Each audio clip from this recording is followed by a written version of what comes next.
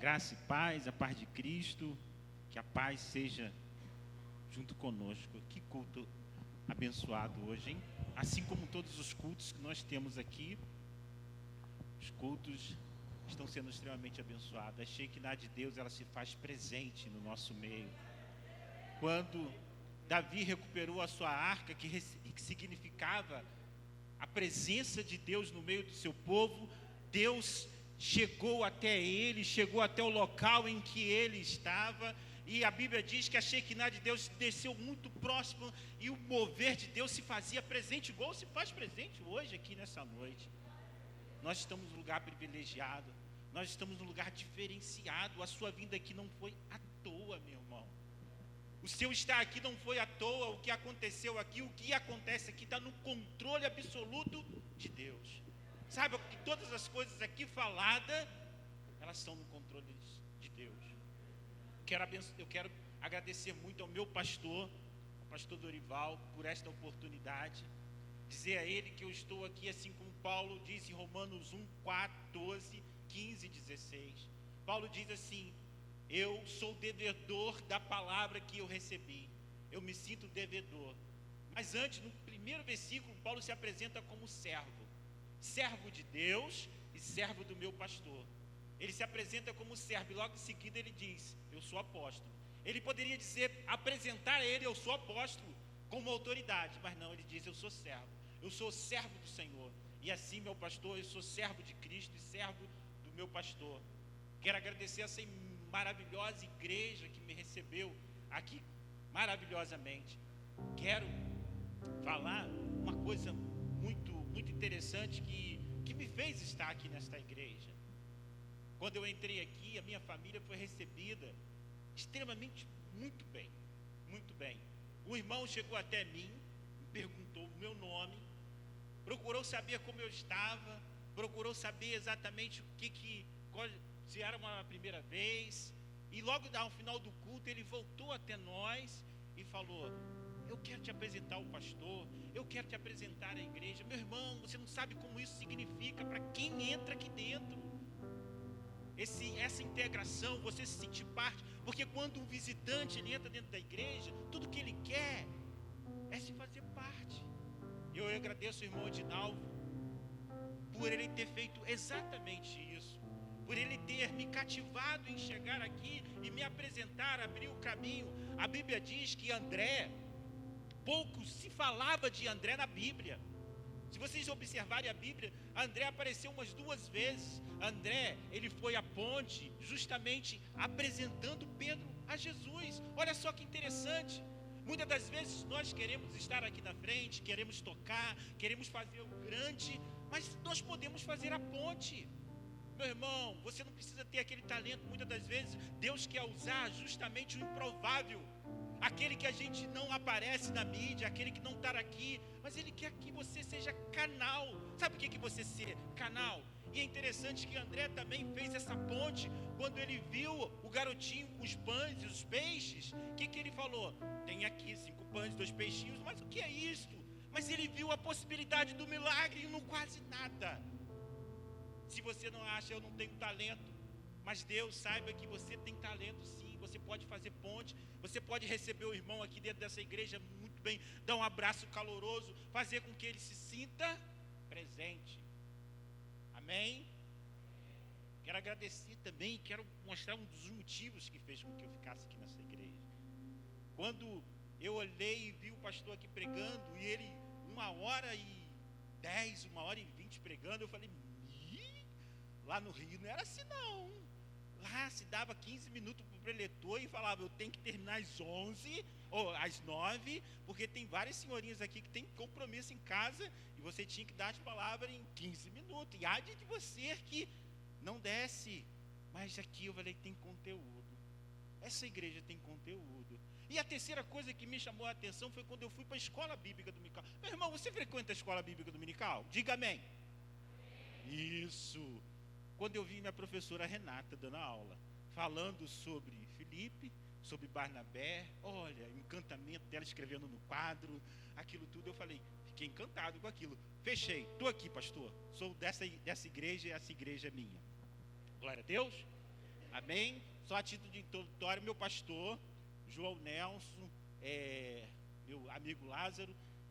E eu gostaria de dizer que mesmo perdendo de 12, a gente consegue ver Deus em algumas coisas, você sabia? Mesmo, meus irmãos, vou te falar uma coisa. Nós formamos um time na sexta-feira, nós fomos convidados para um time. E aí, essa situação, ela me trouxe, vamos dizer assim, uma frustração de infância que eu tinha. Eu sempre desejei ser goleiro e achava que era goleiro de futebol. Só que meu irmão, a gente perdeu de 12. Aí eu falei, tem algum significado nisso? Deus quer falar alguma coisa nisso daí. Aí eu falei, 12 discípulos, 12 tribos de Judá. Deus falou, Rodney, tu esquece esse negócio de goleiro, vai estudar. Vai pregar, vai dar aula, porque você... Aí esse trauma de infância acabou. Eu falei, realmente, não é minha praia agarrar. Então, levamos de 12, mas viu como é que tiramos um proveito nisso? Então, tudo que você tem, tire proveito, amém? Glória a Deus, aleluia. Abra sua Bíblia em Lucas 15, versículo 21. Amém?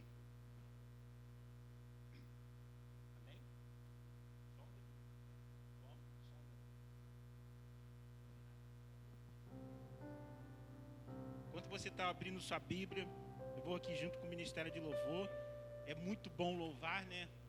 E eu gostaria que com esse hino você refletisse a respeito do que diz esse hino. Esse hino eu levo comigo em todos os lugares que eu vou, porque ele fala da maneira que Deus nos olha. Ele diz, Deus, eu posso sondar o coração do Rodney, o intento do coração, mas quando nós entendemos que nós devemos ser ponte sobre as águas, flecha, luz, e é isso que Deus quer fazer com que nesta noite você seja alcançado, que você possa deixar Ele te sondar, meu irmão. Você sabe o que é sondar? Você sabe que é literalmente Deus pegar e olhar você de cabeça para baixo em tudo? É isso que Ele quer fazer contigo. Mas Ele só faz se você permitir, meu irmão. Ele só faz se você permitir que Ele deixe e entre. Porque Ele diz, eis que estou à porta e bato. Se você não abrir, se você não quebrar os preconceitos, os paradigmas que estão aqui quando você entra, e muitas das vezes nós entramos aqui com várias situações, mas Ele quer nessa noite fazer com que você... Ele se deixe sondar em você.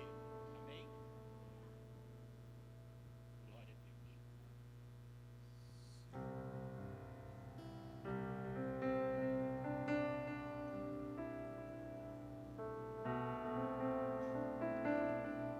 Amém.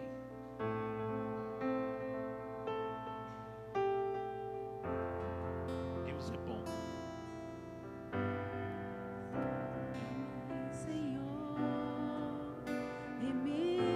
Permita que Deus te sonda nessa noite, meu irmão.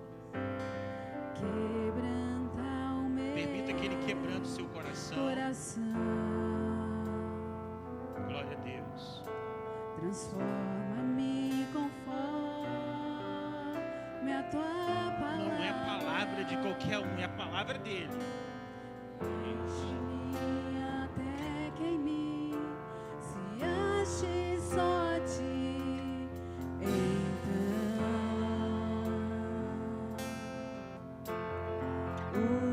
Usa-me, Senhor.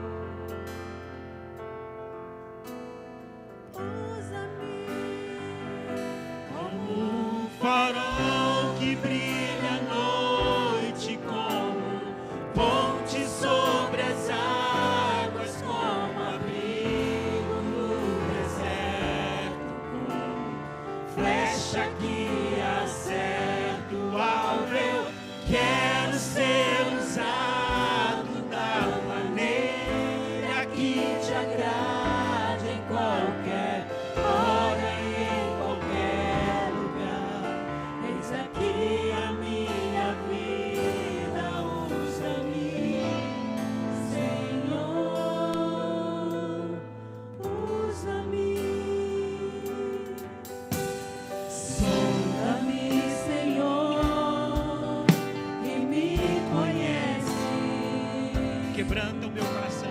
Quebranta o meu coração. Transforma as coisas na minha vida, ó Pai. Transforma-me conforme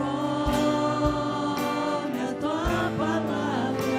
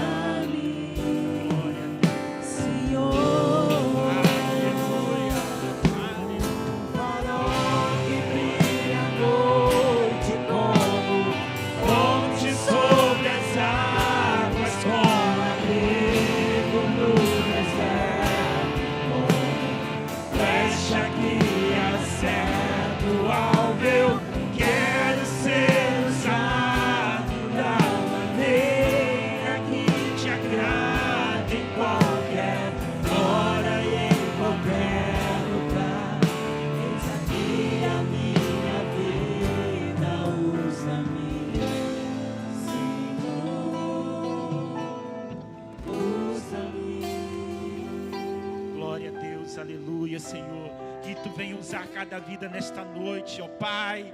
Que Tu venha usar, Senhor, as pessoas que aqui, elas possam ser ponte, que ela possa ser luz, que ela possa ser sal, que ela possa receber de Ti a Tua palavra. Nós Te glorificamos, em nome do Teu Filho amado Jesus. Amém. Abra sua Bíblia em Lucas 15, versículo 21. Lucas 15, versículo 21. Só uma parte do versículo que diz: Pai, pequei. Mantém sua Bíblia aberta. Pai, pequei. Amém? A Bíblia relata, no capítulo 15 de Lucas, a parábola do filho pródigo. E quando nós vemos aqui a menção no versículo 21, que diz: Pai, pequei. Nessa expressão de pai, pequei, é uma expressão de um estágio de uma pessoa, de um jovem, que ele se encontra, que ele olha para dentro de si e chega nesse estágio e chega nesse entendimento que ele pecou. Mas o que é o pecado? Quando nós perguntamos o que é o pecado, muitas de nós respondemos com atitude: pecar é matar, roubar, é destruir. Mas pecado, normalmente diz, é errar o alvo. O que é o alvo? O alvo é Cristo. No momento que eu erro esse alvo, eu estou pecando. No momento que eu deixo de colocar Deus em primeiro lugar, no momento em que eu deixo de colocar o meu Pai em primeiro lugar, na minha vida, eu estou errando o alvo. E esse filho aqui, ele está nesse exato momento, fazendo uma reflexão do seu estágio e do seu estado, e ele chega à sua conclusão que, pai, pequei. Mas quão difícil é chegar a essa conclusão, mas quão difícil é chegar a esse estágio de entendimento de pai, pequei. E aqui Jesus quer nos ensinar algo nesta noite. E queria ensinar aqui, quando Jesus que pregou esta palavra, fez essa menção dessa parábola, muitas das vezes nós nos atentamos única e exclusivamente para a palavra do filho pródigo. Mas Jesus quer falar muito mais a respeito simplesmente do filho pródigo. A condição que Jesus estava pregando esta palavra, tinha algumas pessoas que eram os escribas e os fariseus, que estavam questionando Jesus a respeito de por que ele estava sentado junto com aquelas pessoas que haviam necessidade de ouvir a palavra. Se nós olharmos nos versículos, logo no início, no versículo 2, e os fariseus e os escribas murmuravam por Jesus ter recebendo os pecadores, os cobradores dos impostos. E aí era uma característica desses escribas e fariseus, que eles murmuravam porque Jesus estava olhando para aquele necessitado. Mas quem eram esses escribas e esses fariseus? Esses escribas e esses fariseus, eles eram um grupo de pessoas que, desde Esdras, que vieram dos escribas, que eram aquelas pessoas que tinham cuidado de cuidar da lei e de cuidar da Bíblia. Logo após a destruição do templo, eles já não tinham mais o templo para ir, e era uma necessidade deles estarem em sinagoga, e havia necessidade de alguém escrever as palavras para que a sinagoga fosse ali, as pessoas lidas. E esses escribas, eles receberam essa incumbência. E aí, eles receberam a incumbência de cuidar e de multiplicar a palavra de Deus. Mas com o passar do tempo, eles se ensoberberam e eles deixaram esse privilégio de estar cuidando da palavra de Deus, a ponto de começar a julgar os outros e não olhar para si próprio. Eles começaram simplesmente a olhar para a lei e dizer: se você pecou, se você tirou um ponto da lei, e começar a te criticar. E aí vai a primeira lição para dessa noite. Quantos de nós às vezes não estamos só tornando escribas e muitas das vezes fariseu? O que era o fariseu? O fariseu era um outro grupo de pessoa que durante a entrada dos gregos e durante o domínio dos gregos, eles tentaram colocar a cultura diferente no meio do povo e eles se tornaram uma resistência. Então, a princípio, era uma coisa boa, mas com o passar do tempo, eles se tornaram arrogantes, porque é como se eles dissessem: nós somos os melhores. E quantas das vezes Deus nos coloca algo na mão e nós nos tornamos soberbos e muitas das vezes achamos que somos melhores do que esse. E é justamente isso que Jesus propõe esta parábola do filho pródigo. Mas antes da palavra do filho pródigo, se nós olharmos nos versículos 11, ele diz assim: e continuou. O versículo diz que continuou, significa que antes tinha alguma coisa. E logo nós vimos que há uma parábola da dracma, e aí diz e aí logo há uma parábola a ovelha perdida.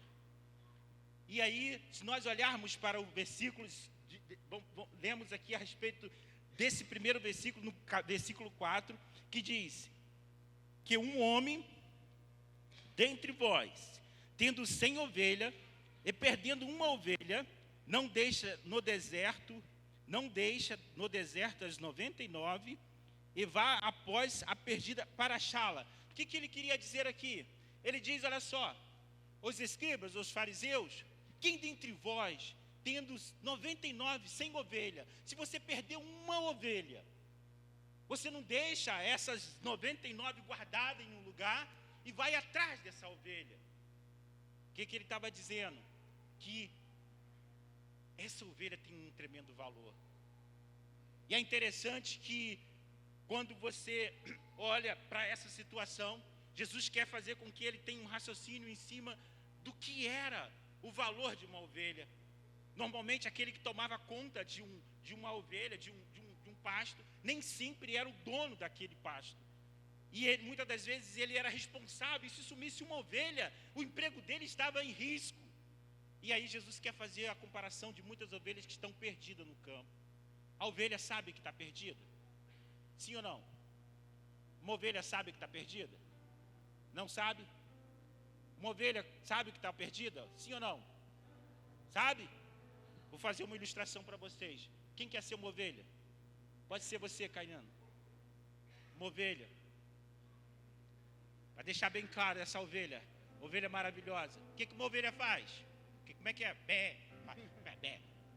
Bé. Bé. Bé. Beleza.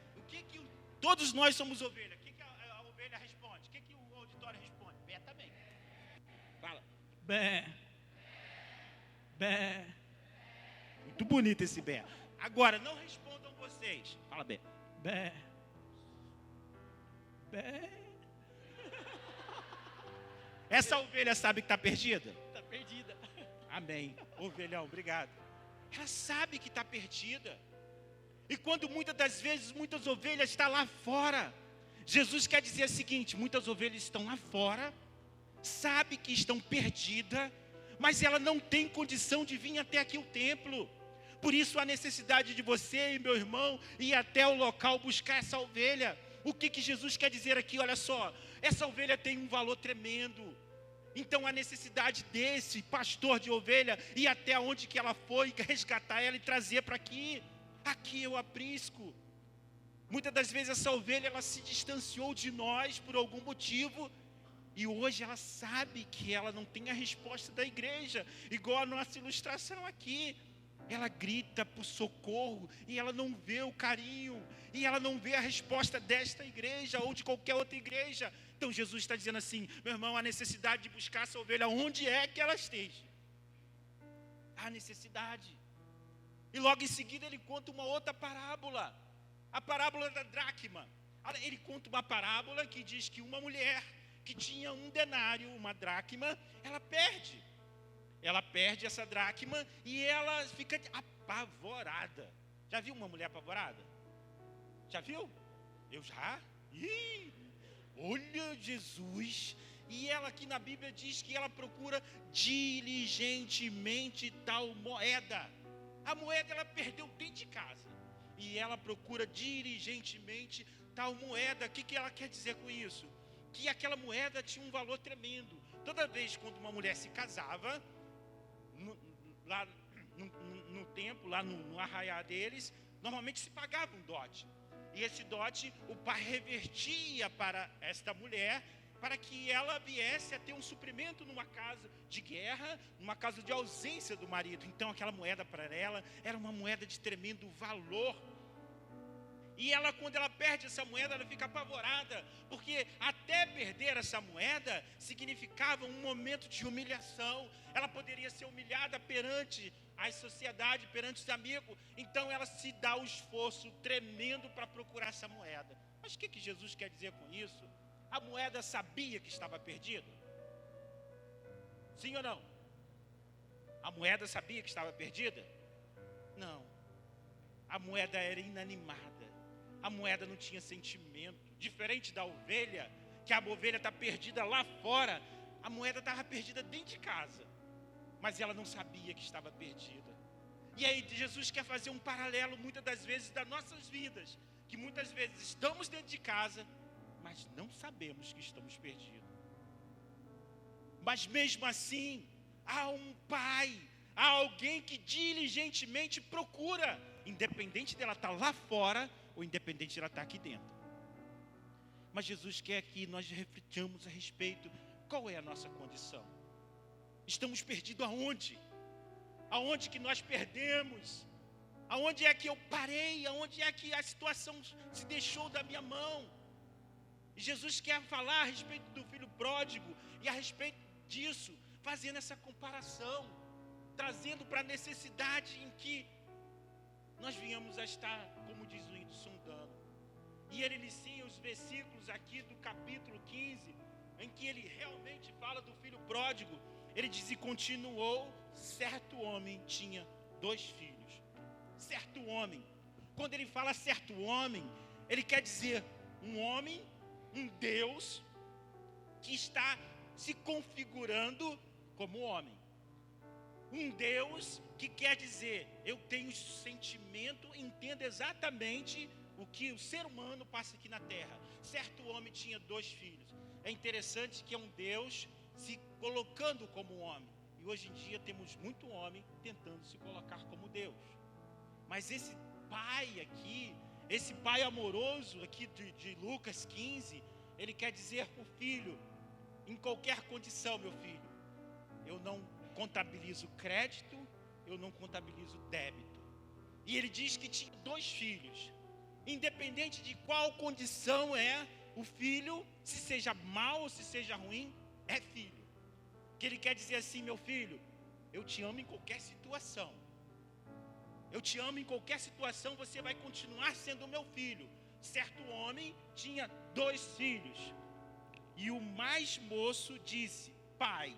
É interessante quando ele disse pai, significa que, apesar de um pai, apesar de tudo, apesar dali ser uma área extremamente tradicional, havia diálogo, havia permissão de que o filho falasse para o pai. E aí vai uma pergunta para a nossa reflexão: o que é que nós temos falado com o nosso pai?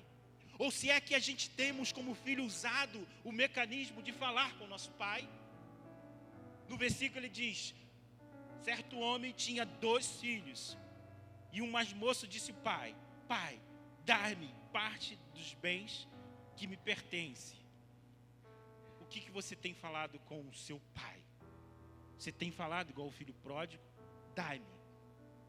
O filho pródigo aqui, ele só usa único e exclusivamente o verbo dar. E muitas das vezes nós nos colocamos exatamente como esse filho pródigo, usando o verbo dar. Eu quero, pai, eu quero. Eu só consigo ver meu pai, eu só consigo ver aquilo quando ele me dar alguma coisa, quando ele tem um provento. E aqui Jesus quer deixar bem claro a respeito dessa condição.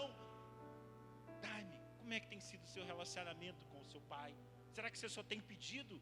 Será que nós só temos pedido aquilo que o nosso pai tanto amoroso quer dar? E o pai repartiu o bem entre os 2. É interessante que o pai repartiu o bem entre os 2. O primogênito, ele tinha direito a 2/3 da herança. É interessante que quando a gente fala de filho pródigo, a gente joga a luz muito a respeito da atitude do filho pródigo, mas esquecemos do irmão mais velho, a síndrome do irmão mais velho. O irmão mais velho, nesse momento, ele tinha o direito e ele tinha o dever de se posicionar. Como irmão mais velho, ele tinha o direito de falar: eu não concordo com tal coisa, mas ele ficou calado. O irmão mais velho, ele ficou calado. E muito meio de nós, o irmão mais novo se precipitou. E o irmão mais velho deveria se posicionar, foi omisso. E muitas das vezes nós trabalhamos da mesma forma. Muitos não estão prontos e querem fazer, e acabam fazendo o que não deve. E outros estão prontos, mas se omitem.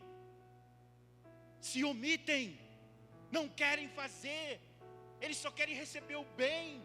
E a omissão, como nós falamos hoje na escola bíblica dominical, a omissão também é crime. Então muitas das vezes, meu irmão, quando você se omite, ou quando nós nos omitimos, nós fazemos parte desse meio. E que esse filho, a síndrome do filho mais velho, ele se omite enquanto ele deveria se posicionar. Qual é a sua posição? Qual é a minha posição? Jesus quer dizer para você: coloque uma posição na tua vida, estabeleça um limite para você, ande a favor disso. E esse filho mais velho se calou. A omissão, muitas das vezes, ela traz consequência em nossas vidas, não só na vida do irmão mais novo, mas na vida do irmão mais velho. E Jesus, a Bíblia logo em seguida diz: e partiu e repartiu os bens entre os dois. Ou seja, os dois receberam aquilo que era devido. E poucos dias o filho mais novo, se ajuntando, partiu para uma terra longínqua. Pouco dia depois, o filho mais novo partiu. Muito de nós não queremos o governo de Deus. O filho mais novo, ele queria os benefícios do pai, mas ele não queria o governo do pai. Quantas das vezes nós nos posicionamos da mesma forma, querendo os benefícios do pai, mas não querendo o governo do pai? Muitas das vezes a gente toma atitude semelhante a esse jovem que muitas das vezes nós criticamos.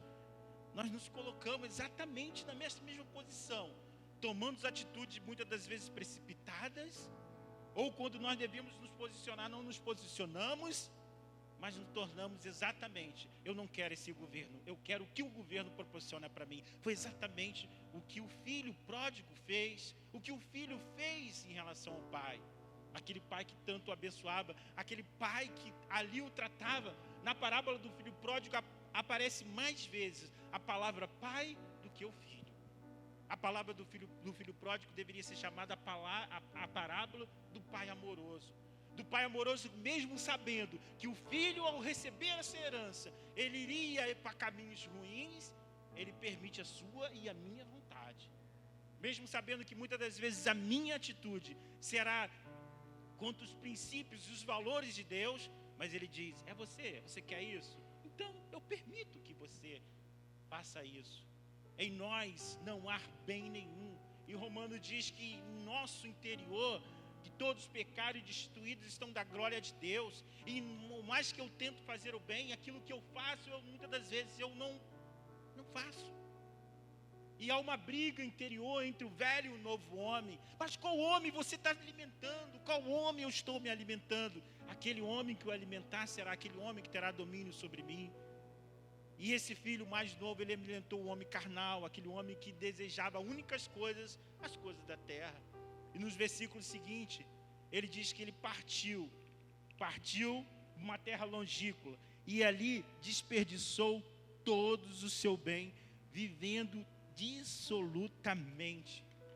Meu irmão, uma das características de você viver sem o governo de Deus é o descontrole. É o descontrole financeiro, é o descontrole emocional. E esse jovem, ele diz que é a característica daquele que vive um descontrole. Ele se descontrola por completo, ele não tem mais medida. E meu amigo, meu irmão, o diabo, ele não deposita nada em sua vida, ele só saca.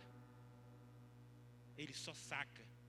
E quando, se você for dar espaço para ele, ele vai sacando, ele vai sacando, ele vai sacando, a ponto de você deixar justamente nessa condição desse filho pródigo, desse filho aqui, nessa condição. O diabo, ele não faz depósito nos seus projetos, ele não faz depósito nos seus sonhos, ele não faz depósito nos teus desejos do teu coração. No governo de Deus, sim, ele faz depósito, ele investe em você, ele olha para você como um filho. Mas o diabo não. O diabo, ele te aperta, ele faz com que as suas atitudes sejam atitudes insanas, sejam atitudes totalmente descabíveis. E foi exatamente o que esse jovem tomou. Ele foi totalmente insano, sem medir esforços, achando que os seus amigos iriam ali o salvar no momento devido. E ali ele diz que que ele simplesmente jogou tudo, e tendo gastado tudo. Muitas das vezes, quando você não tem nada, o nada nos revela grande coisa, meu irmão. Quando você perde tudo, quando você fica sem nada, quando você fica sem um chão, quando você fica sem o nada, ele te revela a sua condição real. Não somos nada. E esse jovem agora, quando ele tem nada, quando ele tinha tudo, quando ele tem o nada agora, o nada está revelando coisas novas para ele. O nada está revelando a condição que realmente ele é. Muitas das vezes, nós às vezes até chegamos no nada. Pecamos e nos tornamos numa condição de perder muitas coisas da nossa vida. E aí a gente para e começa a refletir a respeito disso. O nada nesse jovem viu que ele tinha condição, a memória do pai, a memória que ele tinha a respeito da condição do pai, a memória dos empregados que tinham comida. E agora ele perde tudo. E o nada dele revela que ele é a condição dele. Não permita que você chegue ao nada para revelar a sua condição. E ele revela essa condição e ele diz: e tendo gastado tudo, naquela terra, teve grande fome e começou a passar necessidade. E então ele se achegou a um dos cidadãos daquela terra, o qual mandou para o seu campo apacentar porcos. Esse jovem que foi criado para ser pastor, agora o inimigo está dizendo para ele: tu vai ser apacentador de porcos. Que condição horrível, meu irmão. Que condição. É exatamente isso que muitas das vezes o inimigo faz de vida de diversas pessoas. Aquela pessoa que um dia foi escolhida, separada, para estar no nosso meio, para estar junto conosco. A condição em que o inimigo coloca ela tão baixo, que ela chega a estar apacentando porcos. E logo em seguida no versículo, diz que ele tinha desejo de comer as bolotas do porco. Quando você tem fome, você naturalmente você deseja, como ser humano, você deseja comer carne, comer aquilo que é plausível aos seus olhos. Mas o que a Bíblia diz a respeito desse jovem, que ele desejava, as suas características de desejo até foi além do que era normal, comer bolotas de porcos. Aonde esse jovem foi parar? Aonde suas atitudes foi parar? Muitas das vezes o inimigo nos coloca numa saga e nos coloca nessa mesma condição, a ponto de desejarmos aquilo que é fora a natureza nossa. Fora daquilo que é a nossa natureza, nós não enxergamos aquilo que é normal. E passamos aquilo que é anormal ser normal aos nossos olhos. Mas que assim, como nós vamos ver no versículo seguinte, nós possamos voltar nos nossos eixos, igual diz no versículo seguinte, que ele diz: e ele desejava encher os estômagos com alfarrobas dos porcos que comia, mas ninguém lhe dava nada. Os seus amigos, aqueles que estavam com ele na balada, que trocaram muitas das vezes noitada em que ele tinha dinheiro, sumiram. É o nada revelando os seus amigos. É o nada revelando a condição. É o nada revelando exatamente o estágio em que o ser humano se estabelece. O filho pródigo, esse que nós chamamos de filho pródigo, ele está nesse momento fazendo uma análise de si mesmo, permitindo que Deus viesse a sondar o seu coração e lembrando a memória do seu pai, lembrando na memória, tendo na memória do teu pai. Enquanto ele diz, então no 17, caindo em si. O que é esse caindo em si? É quando ele olha para ele mesmo e quando ele está fora do eixo, ele coloca-se dentro do eixo, ele volta, caindo em si, fazendo uma análise do seu estágio, diante daquele cenário, ele caindo em si, ele lembra, ele tem uma memória de um pai afetuoso, ele tem uma memória de um pai bom, e caindo em si, disse, quantos trabalhadores de meu pai tem abundância de pão, e eu aqui pereço fome. Quantos trabalhadores, quantas pessoas aqui têm pão, e quantos perecem fome lá fora, e eles precisam ser alcançados? Quantos de nós aqui temos pão em abundância? Nós devemos, assim como cristão, como devedores da palavra, plantar na mente de cada um a necessidade de que aqui há um Gileade de Deus. Aqui há cura, aqui há libertação, aqui há pão. E que ele possa sentir esse desejo de voltar, mesmo na maior distância que ele possa acontecer. E ele diz: levantar-me-ei, olha só a decisão, levantar-me-ei e direi com meu pai: Pai, pequei contra o céu perante ti, já não sou digno de ter chamado teu filho. E agora ele muda o verbo: faze-me. Olha interessante. Olha interessante, quando ele reconhece agora a sua situação. A situação não é o verbo de pedir, mas é o verbo de fazer. Senhor, Pai, faze-me. Olha o nosso discurso que muitas das vezes nós estamos fazendo: dai-me, enquanto nós deveríamos falar: faze-me. O filho pródigo, quando ele entra no seu eixo, quando ele se coloca na posição, quando ele reconhece a sua condição de nada, ele muda o verbo, ele muda a maneira de falar. Ele sabia que ele tinha diálogo com o pai. Ele diz: faz-me como um dos seus jornaleiros, faz-me.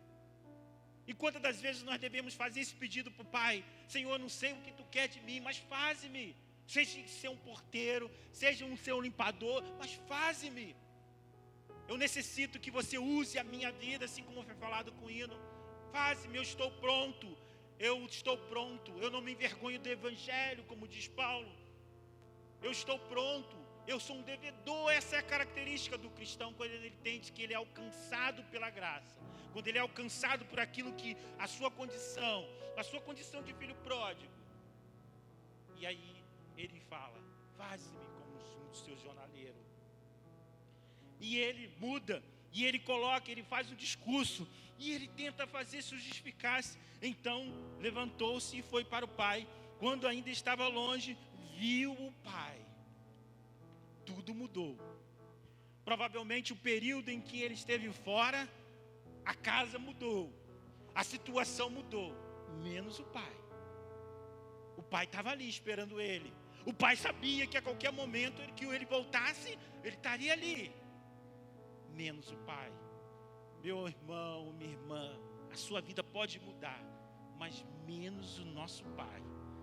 Ele vai mudar em relação a nós. Assim como eu falei, muitas das vezes nós queremos nos justificar perante Deus. Oh Deus, eu fiz isso, eu fiz aquilo.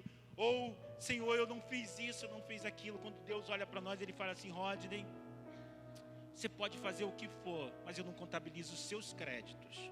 A minha graça te basta. E quando eu pecar, e quando eu ver, Senhor, eu perdão, Ele: Rodney, eu não contabilizo os seus débitos. A minha graça te basta. E é exatamente isso que Ele quer dizer, nos ensinar nessa noite. E o jovem, ele faz um discurso tremendo. Ele elabora na sua mente: levantar-me-ei, irei com meu pai, direi: Pai, pequei contra o céu perante ti, já não sou digno de ser chamado teu filho. E o pai vai ao encontro dele e diz assim: shh. O pai não dá resposta. O pai simplesmente abraça, beija e fala: traz um anel, traz uma roupa nova para eu colocar para o meu filho. O pai não diz nada para o filho, mas diz o que ele vai fazer com o filho. É exatamente isso que o nosso papai fala. Ele não diz: Rodney, ele não aponta para mim os meus pecados, as minhas falhas. Ele diz: eu vou fazer para você uma nova pessoa, eu vou fazer você um pregador. Ele joga projeto em meu coração e não acusação. É exatamente isso que o pai aqui fez. Ele abraçou o filho e falou: não precisa de discurso não, meu filho, eu te conheço. Não precisa desse discurso todo, eu te conheço, eu sei quem você é. Traz uma aliança, traz a sua sandália, traz, vamos trocar uma nova caminhada, vamos um novo recomeço, porque você reconheceu o seu estágio de pecado. Mas essa parábola não termina aqui. Essa parábola logo em seguida tem a chegada do filho mais velho. O filho mais velho estava no campo E aí o filho mais velho, ele chega, ouve as músicas, e ele pergunta a um dos seus servos, o que está vindo aqui? E aí um dos seus servos fala, é o teu irmão que chegou. E aí o nosso pai, seu pai alegrou-se e deu uma festa, matou o bezerro cevado. É interessante que quando nós voltamos para Deus, Deus sempre tem algo de bom e melhor para nós. O bezerro cevado, uma nova aliança, um novo vestido. E ele diz, olha só, ele matou o bezerro cevado. E esse jovem, ele ficou revoltado. Ele ficou porque ele questionou. E agora o pai vai ao encontro dele. Se vocês olharem muito bem a respeito da dracma e da ovelha perdida, o filho mais velho, ele está dentro de casa, mas ele está perdido. Ele não compreende a grandeza do pai. Ele não compreende tudo aquilo que ele tem, tudo aquilo que ele recebeu. Ele não compreende aquilo que ele tem. E ele questiona o pai, vendo esse teu filho que gastasse tudo, você dá o bezerro cevado, você dá o melhor para ele. E quando eu estou aqui, você não me dá nada. E o pai responde, tudo que é meu é seu, meu filho. Você não compreendeu isso? E exatamente muitos de nós que não compreendemos que tudo que é de Deus é nosso.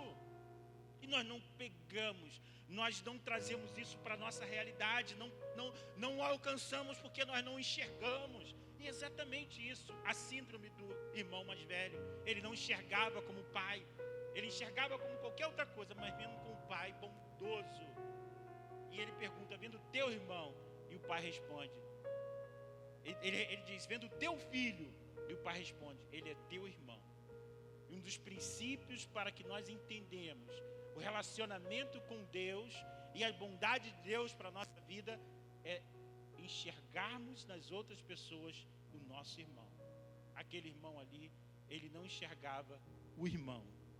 E o pai diz, vendo teu irmão que estava perdido, ele merece festa. Na parábola da dracma, teve festa.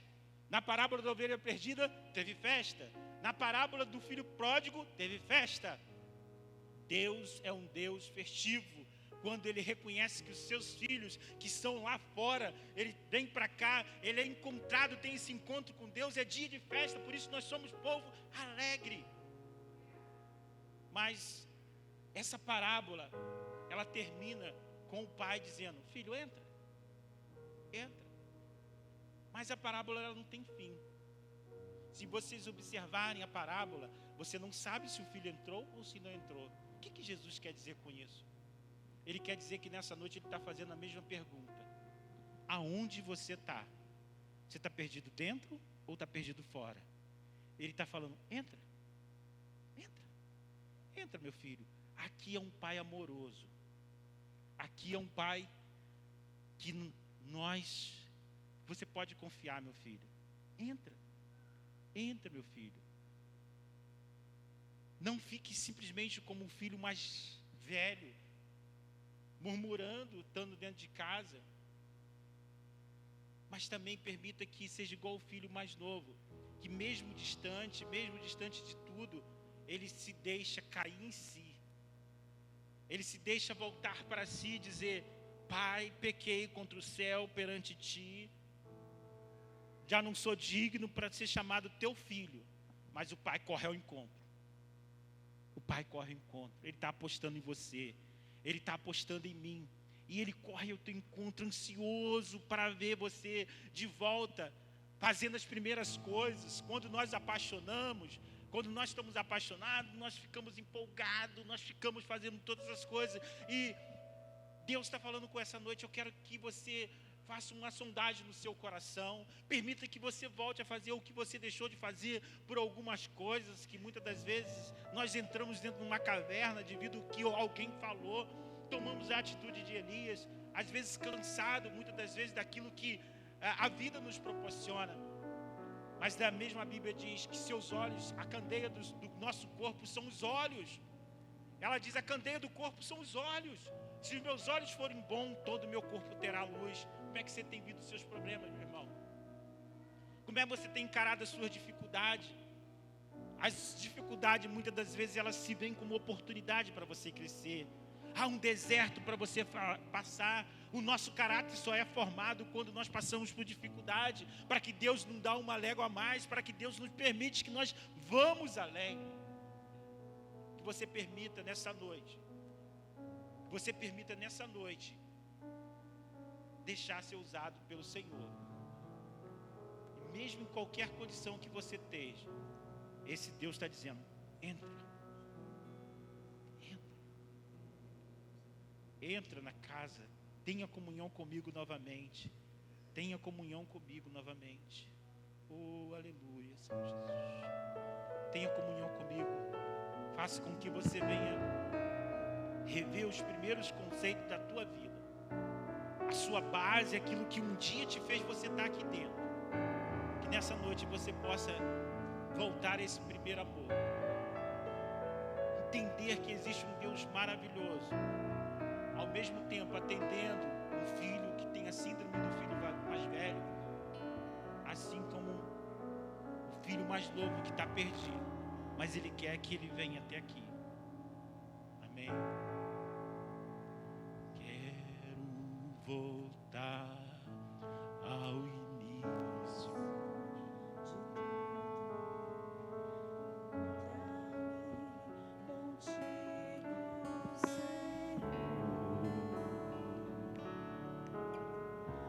Quero rever meus conceitos e valores. Eu quero reconstruir.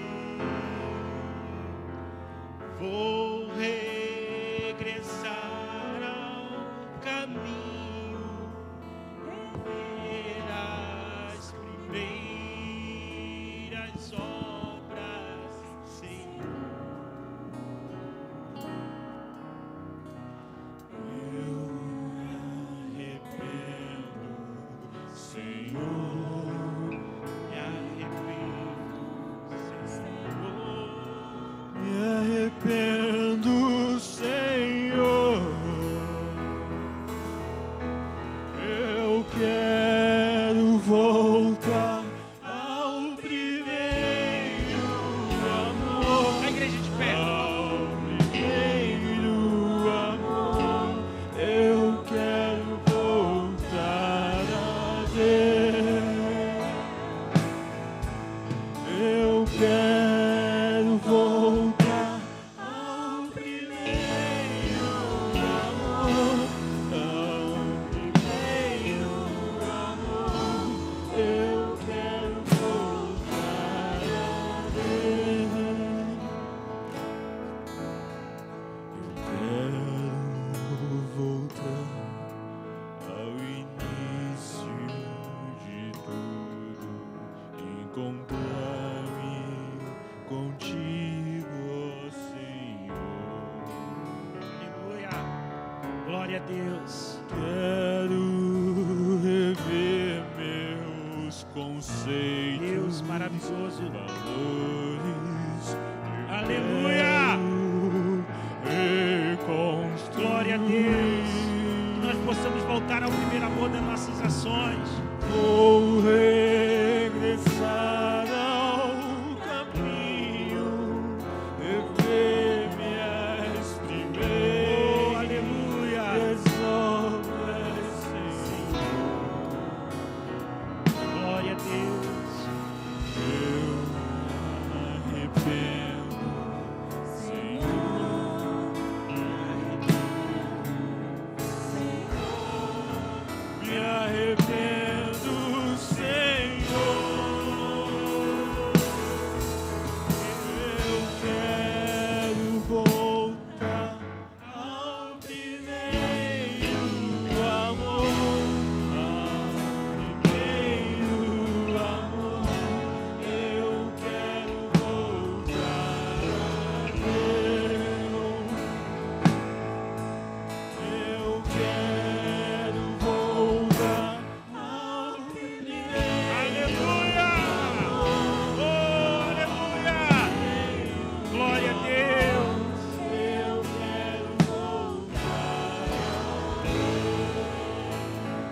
permissão do pastor, eu gostaria que aquele que se sentir que deseja um renovo, deseja uma nova caminhada, que viesse até a frente. Nós vamos orar por você, meu irmão.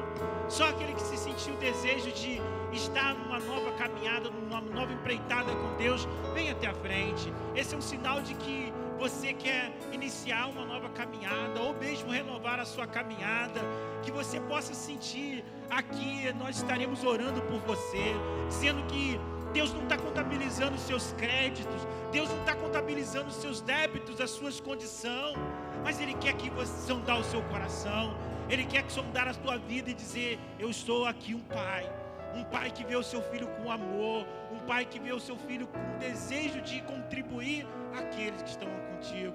Se você desejar, venha até aqui na frente. Vamos louvar mais uma vez. Oh, aleluia. Glória a Deus. Oh, aleluia. Deus, aleluia. Glória a Deus. Nós possamos voltar ao nosso início de todas as coisas. Início de tudo, louve ao Senhor de coração. Deus está dizendo: eu quero encontrar esse filho, eu quero trazer ele de volta para o eixo, caindo em si. Eu quero que ele faça grandes coisas, que tu possa, Senhor, realmente mudar a vida de quem esteja aqui na frente. Oh, aleluia. Deus está dando a oportunidade de você reconstruir os seus conceitos, a sua vida, regressar no caminho, rever as primeiras obras, Senhor. Eu me arrependo da minha condição, Senhor. Glória a Deus. Eu me arrependo, Senhor.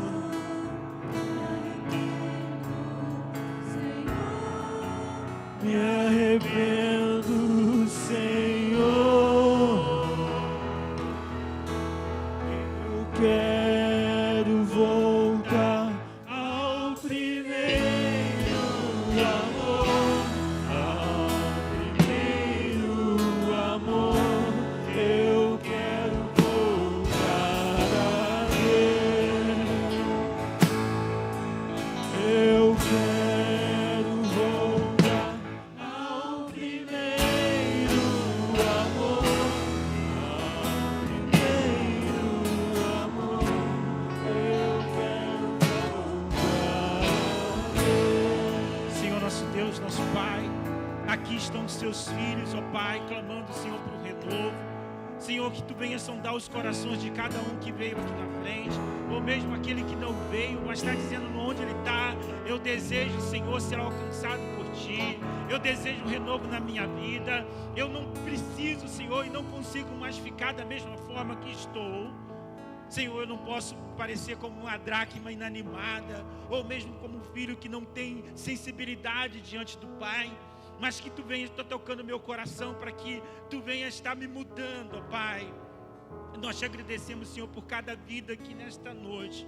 Senhor, que tu venha estar consolando, Senhor, seus corações. Que, Senhor, tu possa entender que aqui seja um bálsamo de Gileade, curando, Senhor, renovando a sua caminhada. E que eles possam ter um propósito de servir a ti cada vez mais. Abençoa cada família que aqui entrou, ó Pai. Este local aqui que é um local, Senhor, de palavra sua, que é sal da terra, Senhor, que é luz deste local. Tu abençoa esse ministério, que seja multiplicado grandiosamente, porque aqui tem falado a verdade, ó Pai. E nós te louvamos, Senhor, por cada vida, em nome do teu Filho amado Jesus. Amém. Seja abençoado, meu irmão, seja abençoado, minha irmã. Aleluia, glória a Deus. Uma salva de palmas para o Senhor. Aleluia. Amém. Glória a Deus, aleluia, amém, glória a Deus. Deus te abençoe vocês, amém, glória a Deus. Obrigado, meu pastor, obrigado, igreja, por me aturar.